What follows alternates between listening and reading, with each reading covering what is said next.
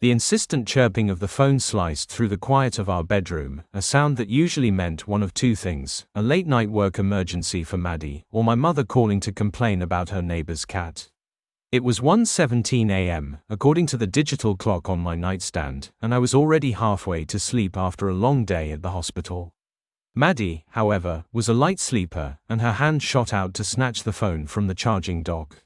She mumbled a sleepy hello, the kind you give to someone you don't really expect to be calling at such an hour. "Yeah, it's me. No, it's fine, just a bit of a scheduling thing. Okay, yeah, tomorrow's good too. Alright, bye," she whispered, her voice deliberately low. Then, she quietly placed the phone back on the nightstand and nestled back into bed. I was still half asleep, but her behavior was oddly stiff. Not the usual warm, sleepy snuggling I was used to. My mind, still clouded with dreams and exhaustion, registered a faint unease, like a wrong note in a familiar melody. "Who was that?" I asked, my voice a low rumble in the darkness. "Oh, just a coworker," she said, her voice tight, and with a peculiar edge of nervousness I couldn't place. "There was a scheduling issue for tomorrow." I grunted in response, still too tired to truly process. It wasn't unusual for her colleagues at the advertising agency to call at odd hours, given the deadlines they were constantly facing. But something about her answer, the way she said it, was bothering me. My exhaustion battled with this gnawing feeling in my gut. It was a feeling I had never experienced before, a kind of visceral discomfort.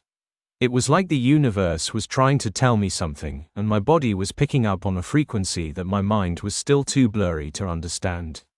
I tried to drift back to sleep, but the feeling lingered. The scheduling issue explanation felt too pat, too rehearsed.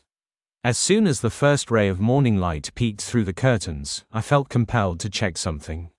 After Maddie left for work, I reached for her phone. The last call, a missed one, was from an unknown number. My heart was starting to thud against my ribs, a steady, unnerving rhythm.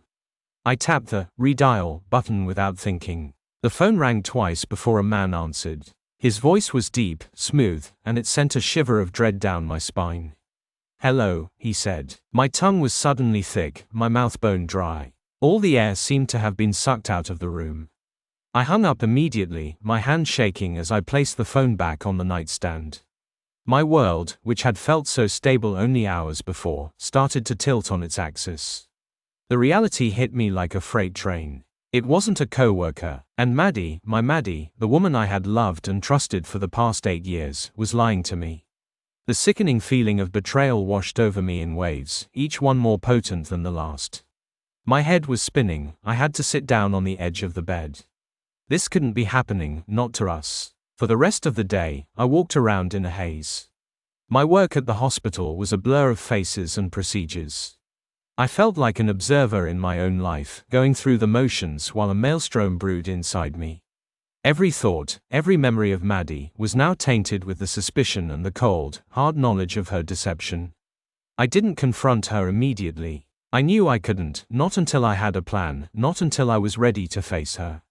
I spent the day like a ghost, going through the motions, as a plan started to formulate in my mind. I wouldn't be the cuckolded husband that just crumbled. I would orchestrate my own symphony of despair and revenge, a symphony where she would conduct her own downfall. That evening, when Maddie walked through the door, she forced a smile that now seemed fake and hollow to me. "Hey, honey, how was your day?" she asked, placing a quick kiss on my cheek. The simple gesture felt like a poison. "It was okay," I said, my voice devoid of emotion. "How was yours?" I sat on the couch, picking up my book to pretend like things were normal. She rattled off some nonsense about her work, about deadlines and brainstorming sessions. I barely registered her words, my mind focused on the conversation I'd had with the man earlier that morning. It was like a scene out of a bad movie. She was the villain, and she had cast me as the clueless fool. "You know," I said casually, setting my book aside, "there was a missed call on your phone last night. Funny thing, I redialed it this morning and someone answered." Her face went ashen. Her eyes widened, panic flashing across their surface. It was an immediate and dramatic change, a stark contrast to the relaxed facade she had been putting on just seconds earlier. She looked like a deer caught in headlights. It was the first sign that the game had turned, and the fear in her eyes was a symphony to my ears. What are you talking about?" she stammered, her voice a mere whisper. "The number, Maddie. The number that called you at 1:17 a.m., the number you claimed was a coworker. I redialed it and someone answered. He said hello. Did you not tell him he wasn't supposed to answer when your husband calls?" I remained completely calm, my voice steady, my eyes never leaving hers. I wanted her to feel the full weight of her betrayal. Her breath hitched, she took a step back, her hands fluttering uselessly at her sides. I don't know what you're talking about," she mumbled, her voice shaking.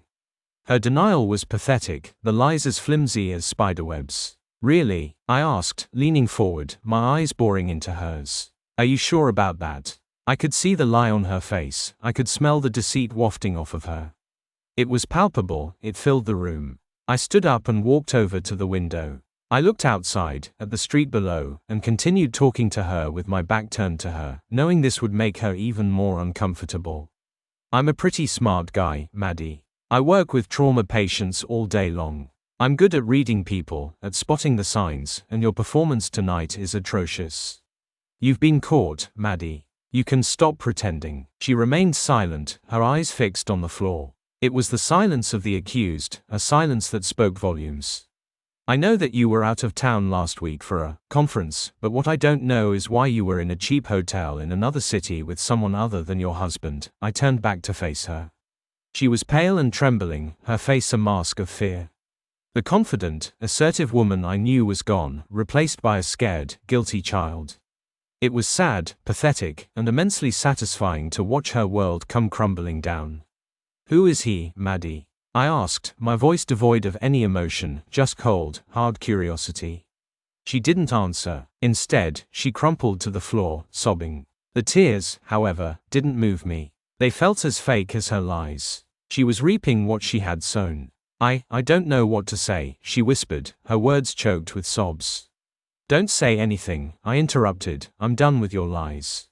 I'm done with you." I turned and went into the bedroom, quickly packing a bag. I knew that staying in the same house as her would be unbearable. I couldn't stand the sight of her. I walked out into the living room, ignoring her pathetic cries, and headed for the door. "Where are you going?" she called out, her voice filled with panic. "Away from you," I replied, not bothering to look back. "I've already called a lawyer and the process is beginning." I didn't slam the door, I didn't yell, I simply closed it behind me and walked out of my house, and out of my marriage.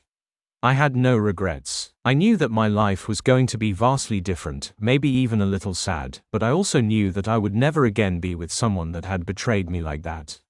I was ready to start over and build a life with someone I could trust. My life, my choices, and my path was going to be different now. I moved into a small apartment a few days later. The divorce was messy, but not nearly as messy as her attempts to justify her actions. I didn't give her the satisfaction of arguing, I let my lawyer do all the talking. After several months the divorce was finalized and I was done with Maddie forever. I decided to move to a new city, a clean slate in a place where nobody knew my history. I decided to travel a bit to enjoy myself for a while. I was starting to feel like myself again, to feel free, to feel like the world was full of opportunities and not like an endless void. One day, a few months after moving, I went out to a coffee shop. As I was sitting down, I saw a familiar face walk into the cafe. It was the man on the phone from that night. He was with Maddie. He saw me too, his face turning white when he recognized me. Maddie followed his eyes and her mouth dropped open when she saw me, as if she was seeing a ghost. I simply smiled, a small, knowing smile, and turned back to my book. I didn't say a word, didn't make a scene. I didn't need to. They were both trapped in their own mess, forever bound to each other with the chains of their own deceit. And me, I was finally free.